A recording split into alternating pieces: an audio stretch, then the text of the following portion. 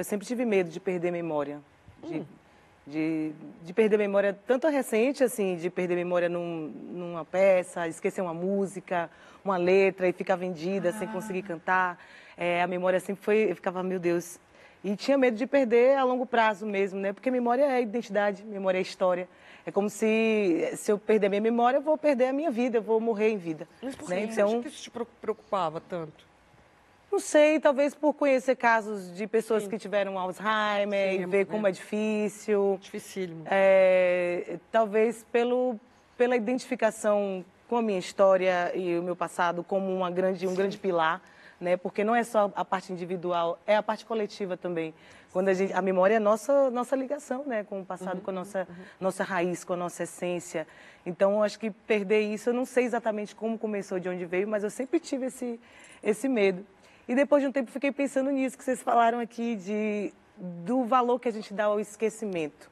Quando eu comecei a querer esquecer coisas e não conseguia, sabe? Comecei a pensar, e agora? Como é que eu vou fazer para esquecer? Eu passei tanto tempo querendo lembrar.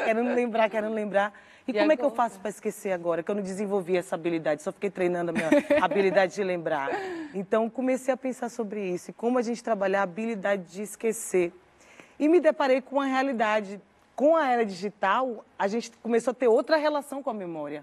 Eu acredito muito nisso. Porque agora está muito fácil armazenar as coisas, os dados, não só na nuvem, na internet, né? Sim. Mas é muito fácil você comprar um HD, um negócio e botar lá tudo, botar foto, botar texto, botar vídeo. E volta e meia você vai lá, você acessa, e isso é um grande perigo, assim, porque a gente pode tanto passar a confiar mais nessa memória digital do que na nossa, que é um grande risco. Né? Se a gente começar a confiar mais na memória digital, nossa memória vai começar a ficar preguiçosa, né? E também a gente pode começar, depois que a gente vê que é uma coisa não confiável, pode ser não confiável, chegar na nuvem, chegar uma hora, dar uma falha e vazar todos os nossos dados. Ave Maria, né? Isso também é um risco. E aí a privacidade o quê? Ó, ficou com Deus. Não, eu tenho medo da nuvem esvaziar, a nuvem virar chuva. Sim. E aí ela foi evaporar, aí virou, cadê tudo meu ali? Melhor evaporar do que vazar, minha linda, deixa abaixo. O que você coloca na nuvem, Larissa? Essas Muitas coisas aí, se coisas. fosse você, já apagava. Então, mas é isso, tem uma corrente que defende isso. Né, é a corrente sensata. A corrente das... se você não quer que vaze, não tenha. Não, menina, isso não. Não, porque isso aí sabe o que é a questão? Porque se a gente começa a ficar assim, não vou botar, não vou salvar, não vou fazer, não vou ter, a gente começa também a ter uma autocensura. Aí eu faço mesmo, coloco lá nas coisinhas na nuvem. Mas o negócio é... Gente, Larissa pelada em algum momento da vida, vai tá? Vazar. Você tá dando a dica pro hacker, né? Será? Ao vivão. Sim, como é que chama? Não, mas o que se defende, que tem até um autor que fala sobre isso, sobre o esquecimento na era digital, né, o Schoenberg, que é sobre isso, ele defende a ideia de ter um apagamento, ter um esquecimento digital. Porque se você não tem um esquecimento digital, não tem um esquecimento da internet, as pessoas ficam ali condenadas àquilo para sempre. Tipo, você quer esquecer uma coisa que você fez, por exemplo, e não consegue esquecer. Hoje, tudo que a gente fala aqui vai estar gravado para sempre, né? Antigamente era, tipo, eu acho que as pessoas tinham uma liberdade um pouco maior. Hoje a gente fica meio... um pouco mais tenso, assim, porque, cara, falou aqui, perpetuou. Tá tudo filmou. Ou vai no lugar, alguém pode estar tirando uma foto sua e tal. Mas eu acho sensacional a questão dessa memória digital. O Gabriel tem uma memória incrível. Porque ele tem acesso àquela história dele ali em fotografias e em vídeos o tempo todo. E eu já chequei com ele para falar, você não lembra? Você lembra? Não, mas a gente estava ali, e aí depois a gente foi em tal lugar, e aí a gente comeu em tal... Ele, a partir daquela foto é um gatilho para a construção da memória dele. E eu acho fantástico, eu não tenho a memória que... Claro, eu tenho 62 anos, já queimei aí um monte de ampzinhos aqui, que é o regulador aqui da memória, mas eu não tenho tantas fotos assim que me proporcionem lembrar da minha infância. Aliás, qual é a memória mais antiga de vocês? Eu comendo misto quente com meu pai no clube que a gente ia. Eu lembro da vista do restaurante.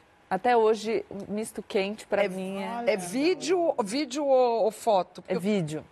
Em vídeo mesmo. Quantos anos você tem noção? Uns 5, mas eu não consigo lembrar dele. Não, a questão do meu pai é interessante, assim, porque eu não consigo lembrar o que de fato é visão minha, o que eu vivenciei e o que eu construí a partir de foto, de narrativa de outras pessoas. É muito distante, então eu não tenho essa... A Gabi perdeu o pai quando ela era muito pequena, tinha 6 anos. Tinha 6 anos. Tanto que eu não lembro dele, mas eu lembro da vista e eu lembro da sensação. Uma outra sensação, acho que essa é dessa mesma época, foi um dia, ele trabalhava muito até os finais de semana. E era meu aniversário e eu acordei e ele tinha enchido balões e a sala estava cheia de balão. E eu também lembro da sensação. Eu tenho muita memória de sensação. Mas isso a gente Nossa, eu tenho muita memória de cheiro, olfativa, muito. Mas eu acho que a minha primeira memória... Bom, eu sou péssima de memória, mesmo, e eu descobri, acho que com essa fala do Siddhartha, que é porque eu sou distraída. Então, eu já faço aquela... Já elimino muita coisa... Na aquisição. Exatamente. Eu não consigo memorizar porque eu... Não estava prestando atenção. Não estou prestando atenção. Eu faço até um truque, tipo, quando a pessoa vai se apresentar e fala... prazer, Gabriela, eu repito alto.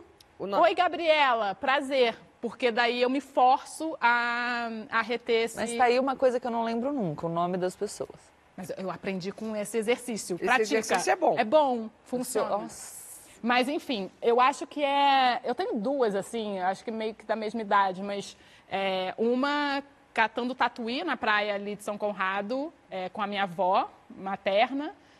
Eu lembro muito disso, muito. A gente voltava, tipo, baldes de tatuí. Eu nem sei se isso era uma coisa que eu fazia muito. Mas todo mundo fazia muito, mas tem uma galera que fazia arroz de tatuí, né?